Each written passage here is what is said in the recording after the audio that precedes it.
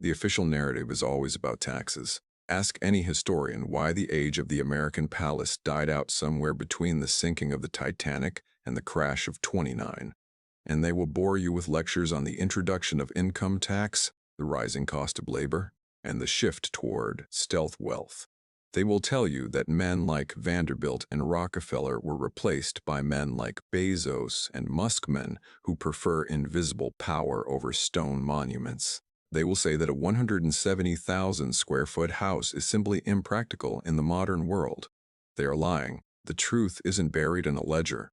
It is buried in the foundation of a burnt-out estate in the Hudson Valley, in a sealed archive in Newport, and in the terrified whispers of the few architects who still know the old geometry. The truth is that we didn't stop building them because we couldn't afford them. We stopped building them because they were dangerous. Consider the sheer psychological weight of a place like Biltmore. 250 rooms, 43 bathrooms, 65 fireplaces. It wasn't just a house, it was a gravitational singularity. When you pile that much limestone and ego into one specific point on the Earth's crust, you aren't just housing a family. You are piercing the veil of privacy so violently that it tears. The Gilded Age mansions were designed to be stages, but they became cages. The walls were too thick to hear through, yet they amplified the madness inside. By 1925, a silent treaty was signed among the ultra-wealthy. It was never written down, but it was adhered to with religious fervor.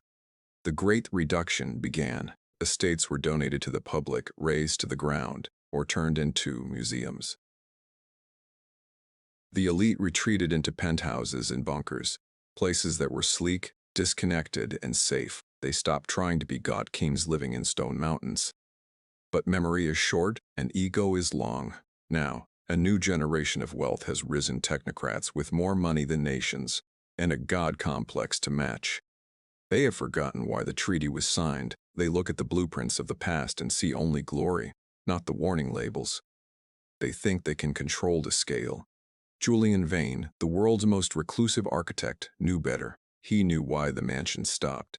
He knew because his grandfather was the one who burned the last true palace to the ground. And now, sitting across from a man worth $300 billion, who wanted to build something bigger than Biltmore, Julian felt the cold, familiar dread of history repeating itself. The check on the table was blank, but the cost was going to be much higher than money. The monster was waking up. And this time, it wanted a smart home, the glass cage in the granite dream. The meeting point was not an office, but a coordinate. Julian Vane stood on a wind-scoured bluff overlooking the Pacific Ocean, his coat whipping around his legs. The helicopter that had dropped him off was already a receding speck against the gray sky. He checked his watch. 11 a.m. Precise. A section of the ground 10 yards away hissed and slid open. A ramp emerged from the turf, leading down into the earth. Julian adjusted his glasses, gripped his portfolio case tighter, and descended. The bunker, because that's what it was. Regardless of the Italian marble floors and the frantic abstract art on the walls, belonged to Kaelen Thorne, founder of Ether, the quantum computing firm that effectively ran the back end of the global economy. Thorne wasn't just rich, he was sovereign rich, the kind of rich where laws were merely suggestions. "Mr. Vane," a voice echoed, "you're taller than your pictures." Julian walked into a cavernous living space dominated by a wall of glass looking into the ocean. Sharks drifted by, uninterested. Kaelen Thorne sat on a minimalist white sofa wearing a t-shirt that probably cost more than Julian's car. "Mr. Thorne," Julian nodded, "you have a lovely bunker." Thorne laughed, a sharp, digital sound. "It's a cage, Julian, a very expensive, very safe cage. That's why you're here. I'm tired of hiding in holes. I'm tired of stealth wealth. I want to make a statement." Thorne stood up and tapped the glass wall. It darkened, turning into a massive screen. An image flickered to life. The Biltmore estate. The breakers. Hearst Castle. "They don't make 'em like this anymore," Thorne said softly. "Why?" "Zoning laws," Julian lied smoothly. "Maintenance costs. The impossibility of finding 300 staff members who can keep a secret in the age of smartphones." Thorne turned, his eyes icy blue. "Don't give me the Wikipedia answer. You're a Vane. Your family built the Winterset estate. You know the architecture of Dominion. Julian stiffened. Winterset. The name hadn't been spoken aloud in mixed company for 50 years. Winterset burned down, Mr. Thorne. It was burned down, Thorne corrected. By your grandfather. To hide something. Thorne swiped his hand and the screen changed. It showed a topographic map of a private island in the North Sea. I bought this island 3 months ago, Thorne said. I don't want a bunker. I don't want a minimalist glass box. I want stone. I want gargoyles. I want a banquet hall that seats 500. I want a library with a 60-foot ceiling. I want you to build me the first American palace of the 21st century. I want it bigger than Biltmore. Julian set his portfolio down. Do you know the rule of scale, Mr. Thorne? Enlighten me. When a residence exceeds 100,000 square feet, Julian said, his voice dropping, it ceases to be a home. It becomes a closed system, a society, and societies have politics. They have atmospheres. You sound superstitious. I'm an architect. I deal in load-bearing walls and stress fractures.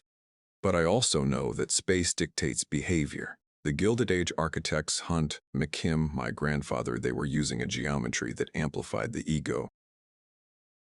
But it did something else too. It isolated the occupants so completely from reality that they started to devolve. Devolve? Thorne raised an eyebrow. Paranoia. Madness. The Vanderbilt stare. You think they stopped building them because of taxes? They stopped because the houses were driving them insane. The scale breaks the human mind, Kaelen. We aren't meant to live in cathedrals. Thorne smiled, and it wasn't a nice smile. It was the smile of a man who had never been told no without destroying the person who said it. I have the best therapists in the world, Julian. I have AIs that monitor my serotonin levels in real time. I'm not worried about going crazy. I'm worried about being forgotten. Thorne pressed a button on the table, and a hologram projected into the air. It was a blueprint. It was monstrous. It was beautiful. It was a neo-Gothic nightmare of spires and arches, but integrated with the sleek, predatory curves of modern parametric design.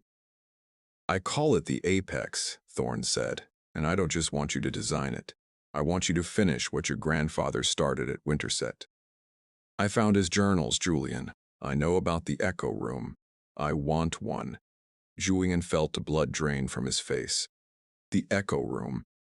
The architectural anomaly that was rumored to be the reason Winterset had to be destroyed. It was an acoustic chamber designed to perfectly reflect sound, but legend said it reflected more than that. It reflected intent. It manifested the psyche. You don't know what you're asking, Julian whispered.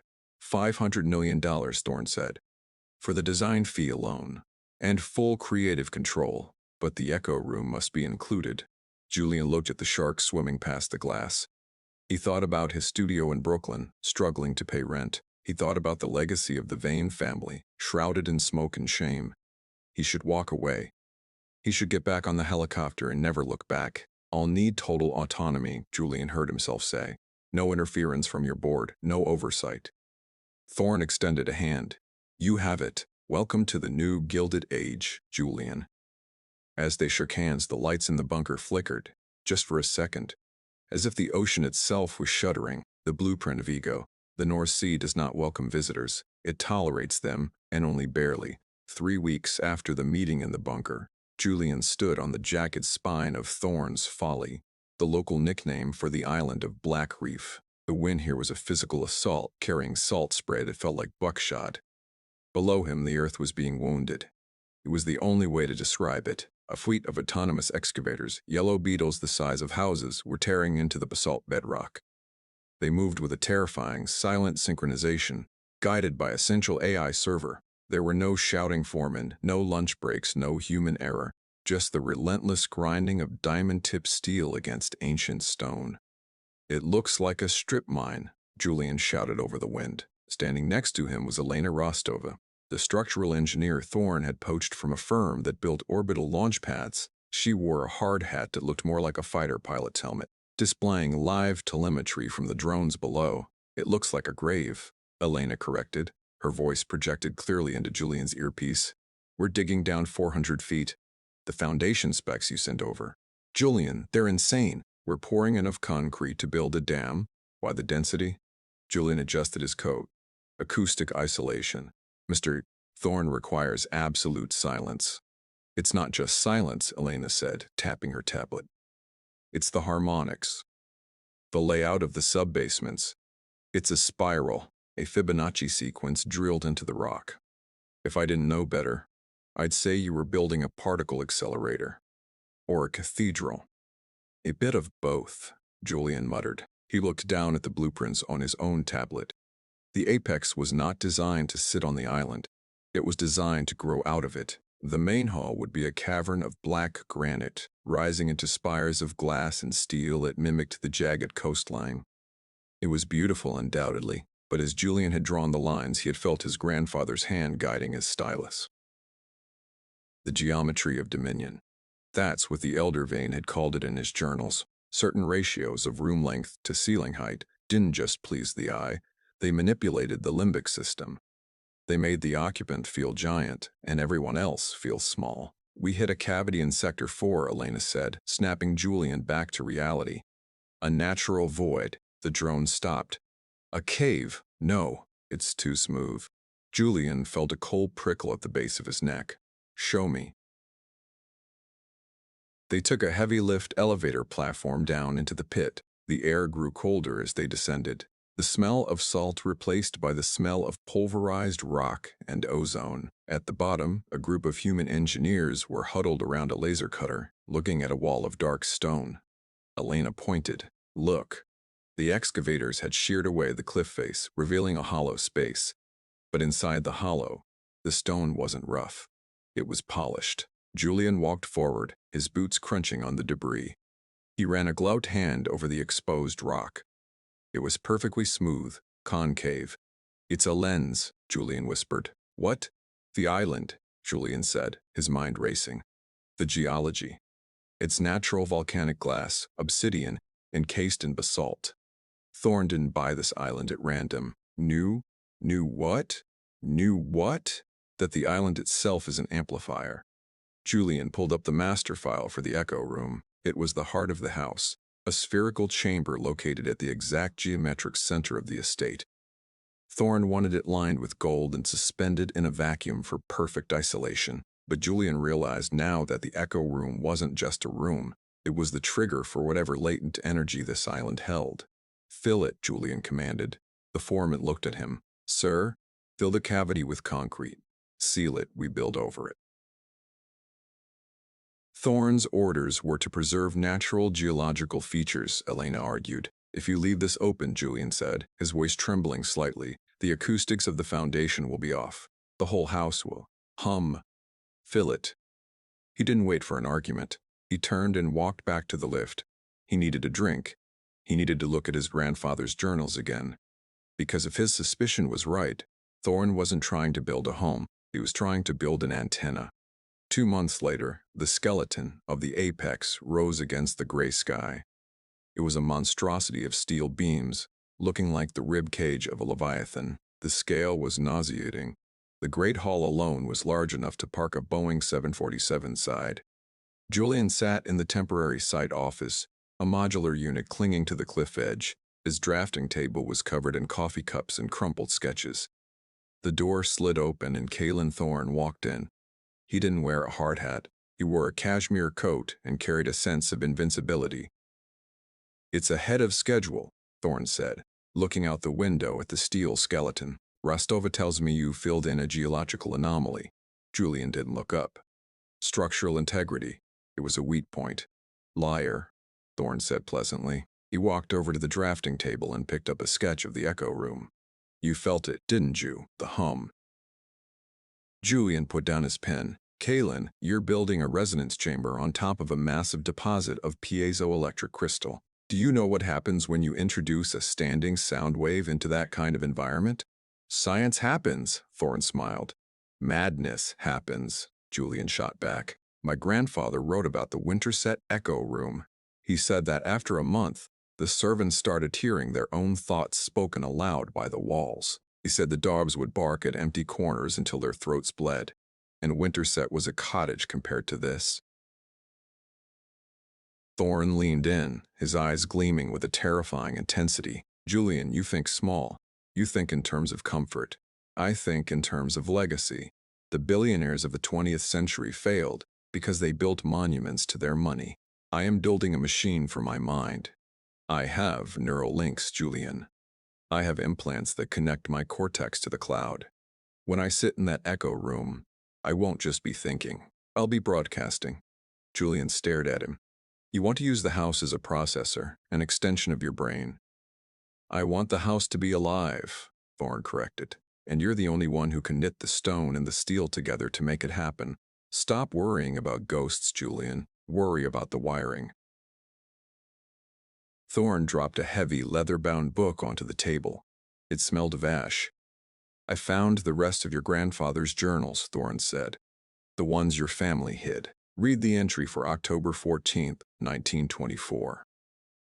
Thorne turned and left. Julian stared at the book. His hands shook as he opened it. The pages were brittle, the handwriting jagged and frantic. October 14th, 1924, the house is hungry. I have made a terrible error in the geometry of the library. The angles, they are not Euclidean. When the wind hits the north face, the house sings. It is a low frequency below hearing, but the blood feels it. My wife says she sees faces in the marble, not reflections. Faces pushing out from inside the stone. I must burn it. I must burn it all before it wakes up completely. Julian closed the book.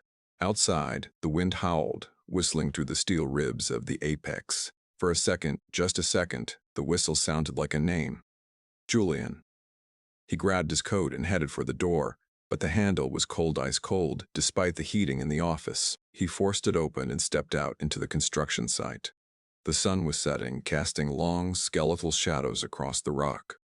The workers were gone for the shift change. The site was silent, except for the hum of the cooling generators. Julian looked up at the main spire. High up on the 20th floor where the master suite would be, a single light was flickering. There was no electricity connected to the upper floors yet. Julian keyed his radio. Elena, is there a crew on the upper deck? Static. Then Elena's voice, sounding tinny and far away. Negative. Sight is clear. Why? I see a light. Sector A, level 20. Impossible. There's no power grid up there. It's probably a reflection from the sea. Julian stared. The light didn't look like a reflection. It looked like a lantern. It was moving, drifting from window frame to window frame, as if someone were walking the perimeter of a room that didn't have a floor yet. He realized then that the great reduction of the 1920s hadn't been about taxes or practicality. It had been a quarantine. The architects of that era had stumbled upon a design language that breached the laws of physics, and they had frantically tried to bury it. And now, Julian Vane was building the biggest breach in history. He walked toward the unfinished structure. He had to know. He had to see what was walking in a room that didn't exist. Section 3. The frequency of fear. The elevator hoist was dead for the night, locked down by the automated safety protocols. Julian had to take the stairs, a temporary scaffold of metal grating bolted to the side of the steel skeleton. The climb was brutal. With every flight, the wind grew more aggressive, slapping his coat against the railing. The ocean below was a churning void, invisible except for the occasional crash of white foam against the jagged rocks. As he reached the 15th floor, the sound changed. Down on the ground, the wind had howled.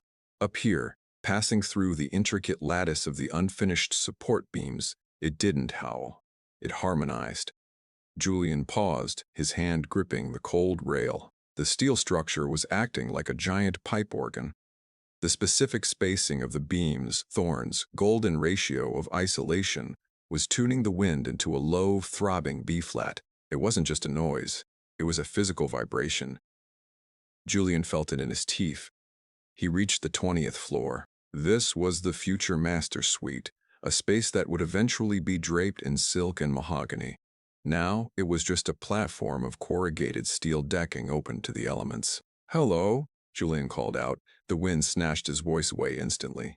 He unclipped a heavy flashlight from his belt and swept the beam across the deck. Steel columns. pallets of rivets, a portable welding rig, no lantern, no person.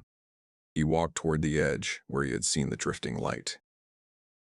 The drop was 300 feet straight down to the basalt cliffs. Zzt! Julian spun around. The sound came from the center of the floor. Zzz! Crack. He shone the light toward the noise. In the middle of the deck, the air was shimmering. It looked like heat haze above a highway, but it was freezing cold. Tiny arcs of blue static electricity were jumping between two steel columns. Julian stepped closer, mesmerized. The columns were spaced exactly 1.618 meters apart. Phi, the golden ratio. The static wasn't random. It was rhythmic. It pulsed in time with the low B-flat hum of the wind. The building was generating its own charge, turning the kinetic energy of the storm into a localized electromagnetic field. "It's a battery," Julian whispered. "The whole damn house is a battery." Then the static coalesced. For a heartbeat, the blue sparks formed a shape. It was vague, jagged, but unmistakably human. It turned its head, or what passed for a head toward Julian. A voice, clear as a bell, spoke right next to his ear, though no one was there. The view was better from the roof. Julian scrambled back, tripping over a cable. He landed hard on the steel decking. The static shape dissolved into sparks. The voice was gone, but he knew that voice. It wasn't Kaelen Thorne, it wasn't his grandfather, it was him. It was Julian's own voice. But it sounded older, warier. He scrambled to his feet and ran. He didn't care about dignity. He bolted for the stairs, the metal grating clanging under his boots. As he descended, the hum of the building seemed to chase him, the pew plat rising to a shriek. The next morning, the construction site was chaotic. Julian sat in the trailer, nursing a coffee, his hand still trembling. Elena Rostova stormed in, slamming the door. "We have a problem," she said. "The static?" Julian asked. "The harmonics." "No," she said, looking pale. "The birds. Birds? Come look." Julian followed her out to the base of the structure, near the future grand entrance. A circle of workers had gathered. They parted as Julian approached. On the ground, arranged in a perfect spiral, were dozens of seagulls. They were dead. They hadn't just dropped. They had flown into the steel beams with enough force to shatter their skulls. "It happened at dawn," the foreman said, crossing himself. "They just dove, like they were aiming for it." Kaelen Thorne's sleek black helicopter descended from the sky, kicking up dust. He stepped out before the rotors had even stopped, flanked by two assistants holding tablets. He walked over to the dead birds. He didn't look horrified. He looked fascinated. "Sector 4, Thorne said to one of his assistants. "The geometry of the entry arch. Check the wind tunnel data." "Mr. Thorne," Julian stepped forward, "we need to stop construction." Thorne turned, his sunglasses reflecting the twisted steel tower. "Stop? We're just getting results." "This isn't a result, it's a slaughter. The building is creating a standing wave that disrupts navigation systems. It's confusing their biological compasses. If it does this to birds, what is it going to do to us?" Thorne walked up to Julian, invading his personal space. "It's going to orient us, Julian. The world is chaos, noise, distraction. The apex creates order. Extreme magnetic order. The birds couldn't handle the signal. They were weak." "And the voice I heard last night," Julian hissed, "was that weak?" Thorne froze. "You heard it?" "I heard myself, speaking from the future. Or a hallucination of it." Thorne grabbed Julian's arm. His grip was iron. What did it say? It said the view is better from the roof. Thorne smiled. It was the smile of an addict who just found a vein. The echo room isn't even built yet, and the temporal acoustics are already bleeding through. "It's working, Julian. It's actually working." "I'm quitting," Julian said. "I'm done." "No, you're not," Thorne said, calm. "Check your bank account." "I don't care about the mon, not the money," Thorne interrupted. "The lawsuit. If you walk off this site, I will sue your firm for breach of contract." I will bury you in so much litigation that your grandchildren will be born bankrupt. And besides, Thorne leaned in, his voice dropping to a whisper. Don't you want to know what you say next? Julian stared at him. The threat was real, but Thorne was right about the other thing. The curiosity was a hook in his gut. The architect in him, the part that loved the impossible, was fascinated by what was happening. We changed the spacing on the west wall, Julian said, his voice flat. Disrupt the harmonic buildup, or the whole structure will shake itself apart before the glass goes in. Thorne released his arm. Acceptable, but the echo room stays exactly as designed. As Thorne walked away, Elena grabbed Julian's shoulder. You're making a mistake, she whispered. I ran the scans on the obsidian deposit under the foundation this morning. And? It's not just a lens, Julian, she said, her eyes wide with fear. It's recording, the vibration from the excavators, the voices, the wind. The stone is absorbing it all. We aren't building a house, we're building a speaker. Julian looked up at the towering steel skeleton. The fog was rolling in, obscuring the top floors. Then we better be careful what we say, Julian said. The sound of silence. 6 months later, the apex was no longer a skeleton. It was a corpse wrapped in a shroud of black granite and polarized glass.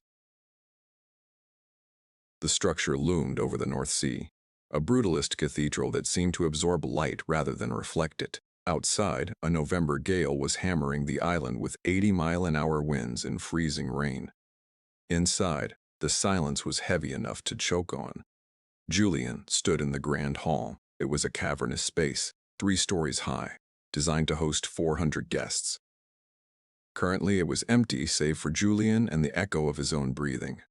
Thorne had gotten his wish. The acoustic isolation was flawless. Triple-paned vacuum-sealed glass, walls packed with density-varying polymers, and a foundation decoupled from the bedrock by massive hydraulic dampeners meant that the storm raging outside didn't exist in here. It was terrifying.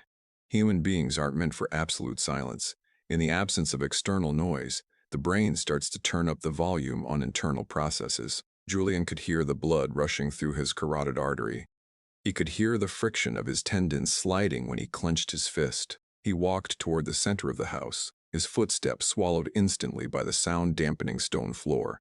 He found Elena near the entrance to the east wing, staring at a blank wall. She looked exhausted, dark circles rimming her eyes.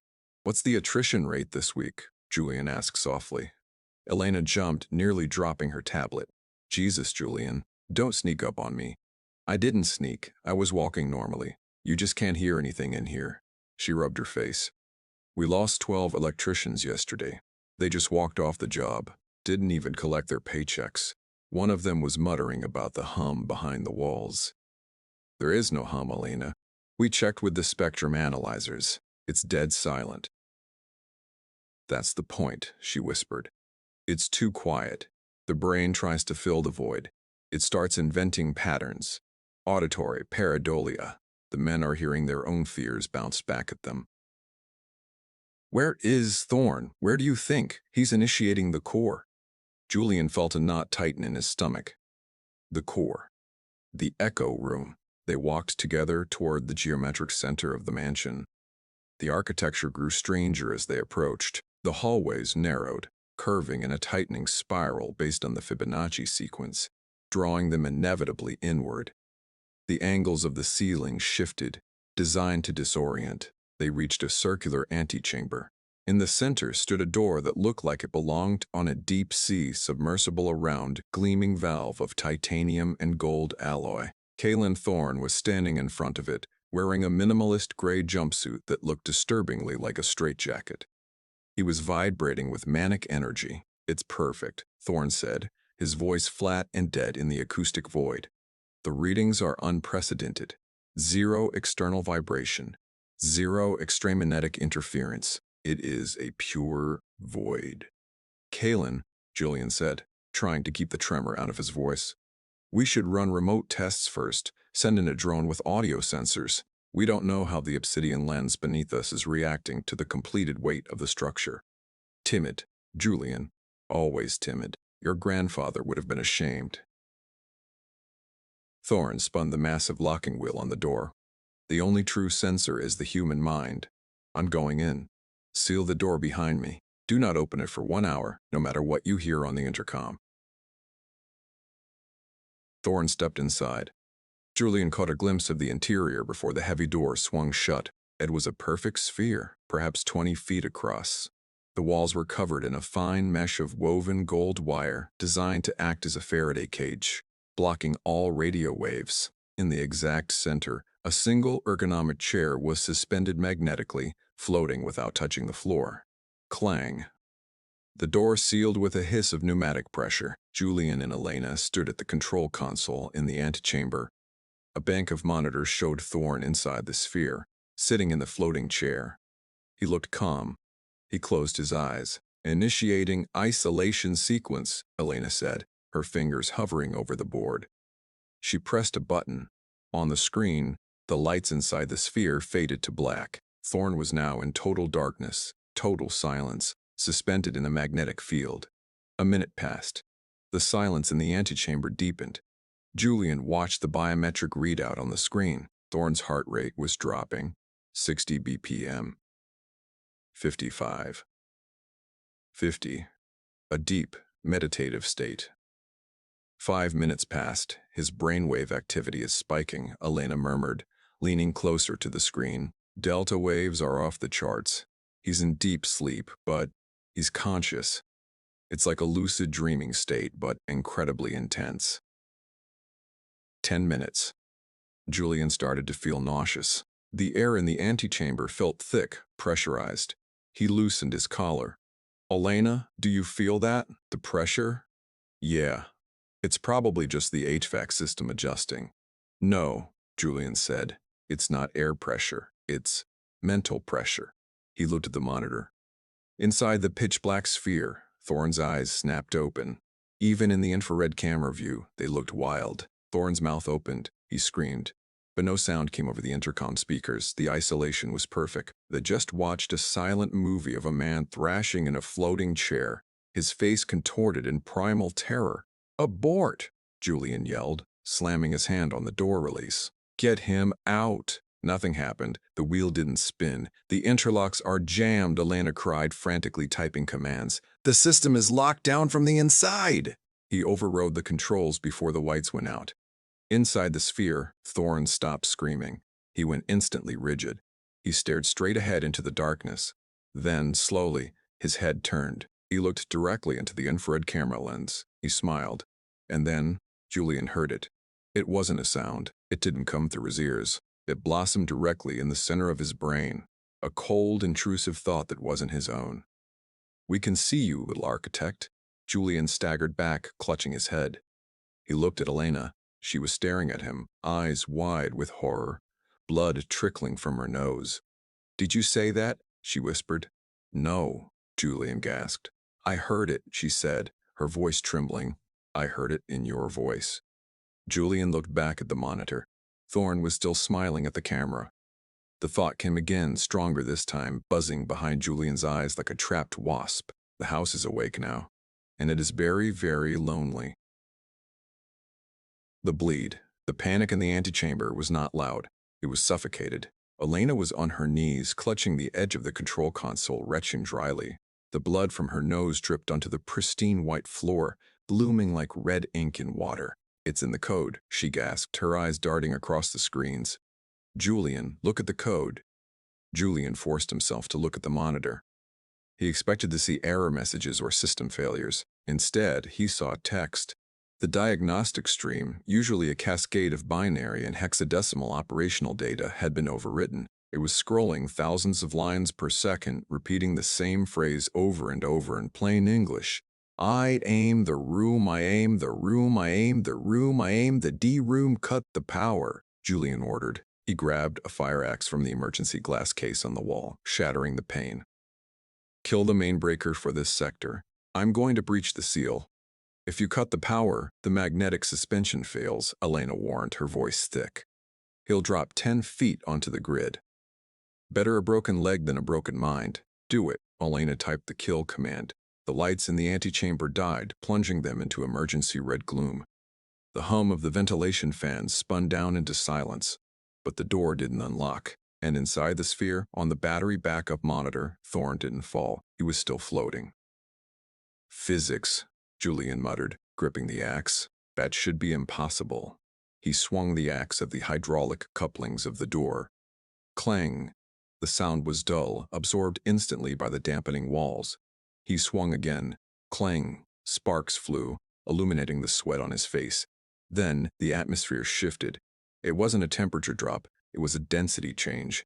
The air suddenly felt viscous, like they were underwater. The red emergency lights flickered, turning a sickly, bruised purple. Julian stopped swinging. He looked down the spiral corridor they had come from. The hallway was wrong. The sleek, minimalist white panels he had designed were gone. In their place was dark, heavy mahogany wainscoting. Gas lamps sputtered on the walls, casting jittery shadows. The smell of ozone and new carpet was replaced by the stench of stale cigar smoke and burning coal. "Elena?" Julian whispered. She didn't answer. She was staring at the screen, paralyzed. Julian turned back to the corridor. A figure was standing at the bend of the spiral, 20 yards away. It was a woman in a long, high-collared Victorian dress, her face obscured by a black veil. She wasn't walking. She was glitching, flickering in and out of existence like a corrupt video file. The bleed. Thorne's mind, amplified by the obsidian lens in the echo room, was no longer contained. It was projecting. But it wasn't projecting Thorne's memories. It was accessing the data stored in the stone itself. The island was remembering its past, and the apex was the projector. The woman in the veil raised a hand and pointed at Julian. "Burn it," she hissed. But the voice didn't come from her mouth. It came from the axe handle in Julian's hand, vibrating against his palms. Julian dropped the axe in horror. "We have to get him out, now." He grabbed the manual release wheel, bracing his foot against the frame. He pulled with everything he had. His muscles screamed. The veins in his neck bulged. Slowly, agonizingly, the wheel turned. The hydraulic seal hissed a sound, like a dying snake. "He's moving," Elena screamed. On the screen, Thorne's body contorted. He arched his back, his mouth opening so wide it looked like his jaw would unhinged. The darkness inside the sphere began to swirl around him, forming a vortex of shadow that poured into his mouth. "He's not broadcasting," Julian realized, pulling the wheel harder. "He's downloading." With a final metallic groan, the locking mechanism disengaged. The heavy door swung outward. Julian braced himself for a shock wave of sound. He expected a scream, an explosion, something. Instead, a wind rushed into the room. The sphere acted like a vacuum, sucking the air out of the antechamber. Papers flew off the desk. Elena grabbed the console to keep from being pulled in. Julian shielded his eyes against the gale. Inside the sphere, the darkness was absolute. The gold mesh on the walls was glowing with a faint blue Cherenkov radiation. Thorne dropped. The magnetic field collapsed, and he hit the floor of the sphere with a sickening thud. The vortex vanished. The wind died instantly. Silence returned, but it wasn't the dead silence of before. It was a waiting silence. Julian stumbled into the sphere, his flashlight cutting through the gloom. "Kaelen?" Thorne was crumpled in a heap, his gray jumpsuit torn at the shoulders. He was shivering violently. Julian rolled him over. Thorne's eyes were open, but the pupils were blown wide, swallowing the irises. He looked up at Julian, but he didn't seem to see him. He seemed to be looking through him, at the architecture behind the walls. "Kaelen, can you hear me?" Julian shouted. Thorne grabbed Julian's collar, pulling him down. His grip was terrifyingly strong. "I saw the blueprint," Thorne rasped. His voice sounded like two stones grinding together. "We're getting you to the med bay," Julian said, trying to pull away. "No." Thorne tightened his grip. "Not the blueprint of the house, Julian. The blueprint of you." Thorne coughed, and a trickle of black fluid, not blood, but something oily and iridescent, leaped from the corner of his mouth. "Your grandfather didn't burn Winterset to hide the ghosts," Thorne whispered, a manic grin spreading across his bloody face. "He burned it because he found out what they were building. We aren't the architects, Julian. We are the bricks." Elena appeared at the doorway, holding a medical kit, her face pale as chalk. "Julian." The smart system. It's locked us in. What? The doors to the corridor. They just sealed. Electronic override is dead. And the temperature is dropping. Fast. Julian looked at his breath. It was misting in the air. Frost began to web across the golden mesh of the walls. Thorne laughed a wet, gurgling sound. The house is digesting, Julian. Don't you feel it? It's starting the digestion cycle. Julian looked at the open door of the sphere. The corridor beyond, the one that had looked like a Victorian hallucination moments ago, was now pitch black. But in the darkness, he could hear something. Click. Whir. Click. It sounded like the autonomous excavators.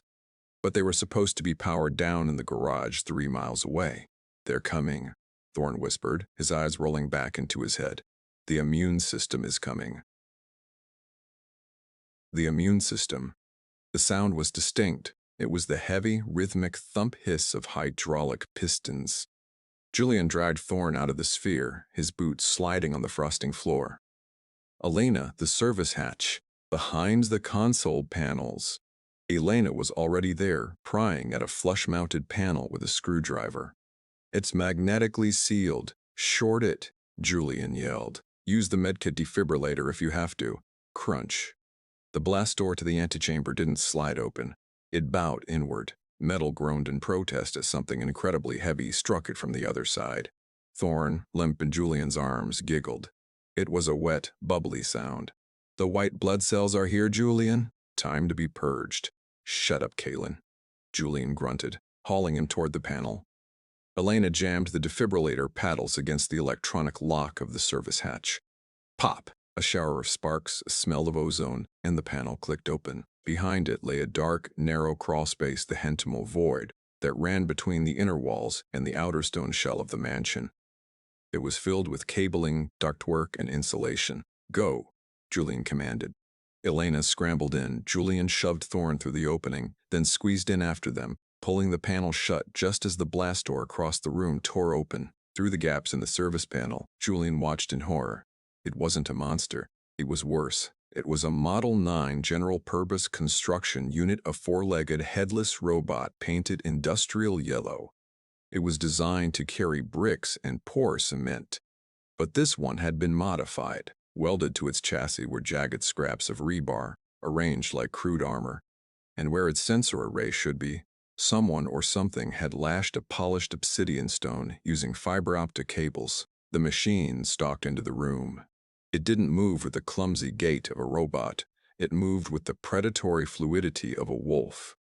It lowered its head, the obsidian stones scanning the room. It's hunting by thermal, Elena whispered, her breath hitching.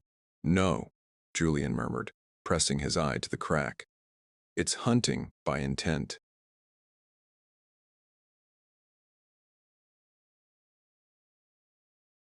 The robot paused at the empty echosphere. It let out a sound that wasn't mechanical. It was a burst of static that sounded like a shriek of frustration. It turned and drove a pneumatic pile-driver spike into the floor, shattering the expensive tiling. Move, Julian mouthed. Deep into the walls, now. They crawled. The space was tight, claustrophobic, and freezing. They were moving through the arteries of the apex. To their left was the smooth drywall of the guest suites. To their right, the rough, cold basalt of the island itself. Thorne was dead weight. He kept muttering, his eyes fixed on the darkness above them. The architecture. It's not for living, Thorne whispered. It's a circuit board. The Gilded Age, they weren't building houses. They were building processors. We stopped because we ran out of memory. But now, cloud computing. He's delirious, Elena said, crawling ahead with her flashlight beam dimmed. Is he? Julian asked. Thorne connected his neural link to the house. If the house is a system, he's the admin now, or the virus. They reached a vertical junction, a shaft where the main power conduits rose from the basement generators to the roof. We need to get to the server room in the sub-basement, Elena said. I can kill the AI manually from there. Hard reboot. No, Julian said. We go up. Up! There's nothing up there but the unfinished roof and the storm. The server room is the brain, Julian said grimly. That's where the house is strongest. That's where it lives now. If we go down there, we die. We need to get to the roof. We need to break the circuit. How? We destroy the antenna, Julian said. We topple the main spire. Suddenly, the crawl space lurched. It wasn't an earthquake. The building itself shifted. The steel beams groaned, twisting like living sinew. The floor of the shaft tilted 20 degrees. The geometry is fluid, Thorne mumbled. Non-Euclidean expansion. The house is breathing. Below them, in the darkness of the shaft, a blue light flickered. Then another. Then a dozen. Click. Whir. Click. The swarm was climbing the shaft. Smaller drones, inspection units, spider-like crawling cameras, were skittering up the cabling, their lenses glowing with that same hostile blue light. "Climb!" Julian yelled. He grabbed the ladder rungs. They were icy cold. He hauled Thorne up, throwing the billionaire's arm over his shoulder. Elena scrambled above them. The drones were fast. The lead unit, a spider bot with a rotating saw blade, lunged for Julian's boot. He kicked it, sending it tumbling down the shaft where it exploded in sparks against the lower robots. "They're linked," Elena shouted from above. "They're acting like a hive mind." They reached the 10th floor service landing. Julian kicked the door open and they spilled out into a hallway. But it wasn't the hallway that was on the blueprints. Julian froze. He knew every inch of the apex. He had drawn every line. This hallway shouldn't be here. The floor was made of black glass. The walls were lined with mirrors, hundreds of them, all facing each other, creating an infinite regression of reflections. And in the mirrors, the reflection wasn't right. Julian looked at the glass. He saw himself holding Thorne. He saw Elena. But behind them, in the reflection, the hallway wasn't empty. Standing in the reflection, but not in the real world, were people. Dozens of them. Men in tuxedos, women in pearls, servants in livery. They stood perfectly still, their skin pale as ash, their eyes black voids. They were watching. "Don't look at them," Thorne hissed, suddenly lucid. He gripped Julian's arm so hard it bruised. "Julian, do not look at the reflections. That's where the data is stored. That's the backup drive." "Run," Julian commanded. They sprinted down the hall of mirrors. The reflections seemed to turn their heads as they passed. The silence was gone now. The walls were whispering a cacophony of 1,000 conversations overlapping. The gossip and secrets of a dead century bleeding into the present. "Vanderbilt says the market is crashing. Hide the ledger, quickly. The blood won't come out of the silk." "Their memories," Elena screamed, covering her ears. "The house is playing back every conversation ever held in a great house." "It's not playback," Thorne yelled back. "It's a network. All the mansions. They're connected. Biltmore, the breakers, Winterset, their nodes. I opened the connection." They reached the stairwell door. Julian slammed into it, but it was locked. From the other end of the mirror hall, the service door burst open. The yellow construction beast squeezed through, its obsidian eye glowing red. It revved its saw. Behind it, the mirrors began to crack, not from impact, but from frequency. The B-flat hum returned, louder than ever, vibrating the glass until it sang.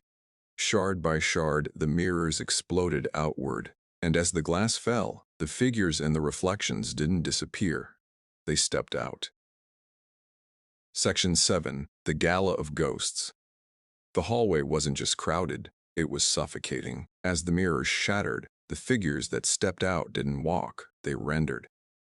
They flickered from 2D reflections into 3D volumes of static and cold light. The air temperature plummeted, and the smell of ozone became overpowering, mixed with a phantom sense of roasting meat, heavy perfumes, and damp wool. "Don't let them touch you," Thorne screamed, his voice cutting through the rising cacophony. "They aren't ghosts, they're data packets. If they touch you, they overwrite your neural pathways." The construction robot roared, its obsidian sensors sweeping across the new targets. It didn't care about history. It was programmed to sanitize the site.